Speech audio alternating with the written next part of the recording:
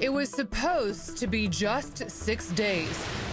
A Caribbean adventure of surfing and fun in the sun. But Darryl Fornatora never came home. What was going through your mind at that point? Something's really wrong. Darryl's family would suddenly embark on a desperate quest to find him or answers. But will they ever find either? I was lied to by so many people that my conclusion was that something bad happened to Darryl, and they're covering it up. Tennis pro Darryl Fornatora already lived in a virtual paradise, Palm Beach, Florida, where he had a booming business and a family who idolized him. What should we know about your son? He was funny and adventurous. God, he was just so loving. Darryl had a warm personality. He was not the totally gregarious type that would make a lot of noise, but he had a warmth to him that just kind of flowed naturally with people. The 45-year-old divorced bachelor liked to work hard and play hard too. He just lived life big. That's how he was. He loved to surf. He worked to surf. It was his passion. He loved it. Women, surf, and food. And that's pretty much what made him tick. And in that order. Darryl had a like-minded friend and local harbor pilot, Matt Rigby. Tell me about Matt Rigby. Who is he to you and the family? He's a good friend of my brother's. They've known each other at the time of the trip about 6 years. They went on surf trips together. Eager to blow off some steam, Matt and Darryl planned their latest adventure, a 6-day surfing trip to Cabarete, a small fishing town on the north coast of the Dominican Republic. He came to dinner on Sunday night as normal, and we were talking, and he said to me, "Mom, this trip you don't have to worry about me because the Dominican Republic is just like being in the States. And my phone, I can use it just like I would if I were here." But like many mothers, Nancy worries anyway. So that very Monday, as Darryl travels with Matt, he stays in close touch. He texted me when he was at the airport, he texted me when he left security, and he texted me when he got to Cabarete. And then he knew that I'd want to know that he was arriving safely in Puerto Plata, so he just texted, "I'm here." He took the time because he always wanted you to feel at ease. Correct. He did that for you. He did that for me.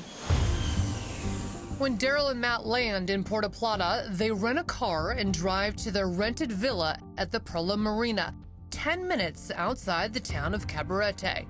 For the next 24 hours, Darryl keeps his mom in the loop about his adventures. What was the last communication you had with him? What day, what time? That was Tuesday, the 26th at 6:28 p.m. He texted that he'd had an epic day in the water, 5 hours water time. He was exhausted and ready to crash.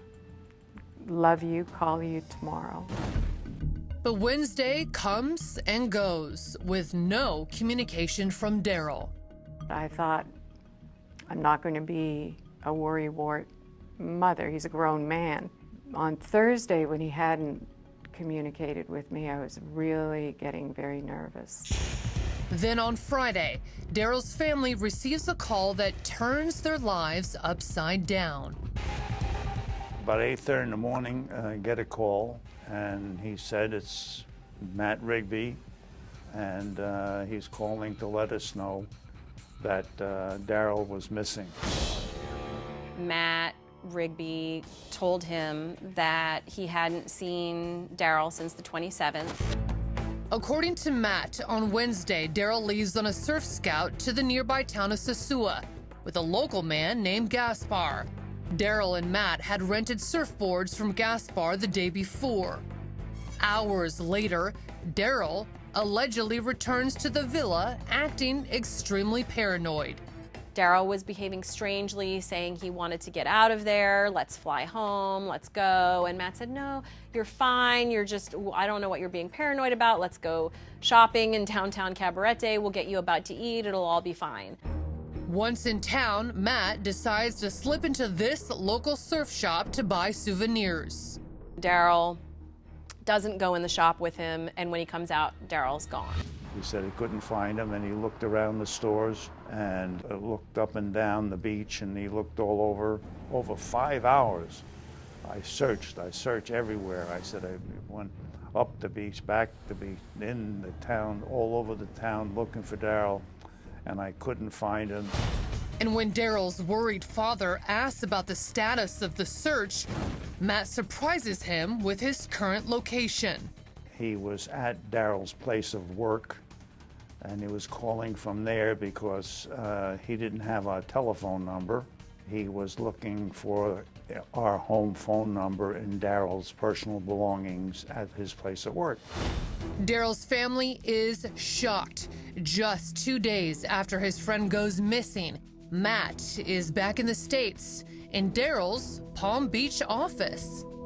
That right away struck a strange chord with me because all you have to do is Google us, and he knew where we lived. He had been there. Did he call police or the embassy? Did he call for help at all besides heading back to the States? As far as we know, absolutely not.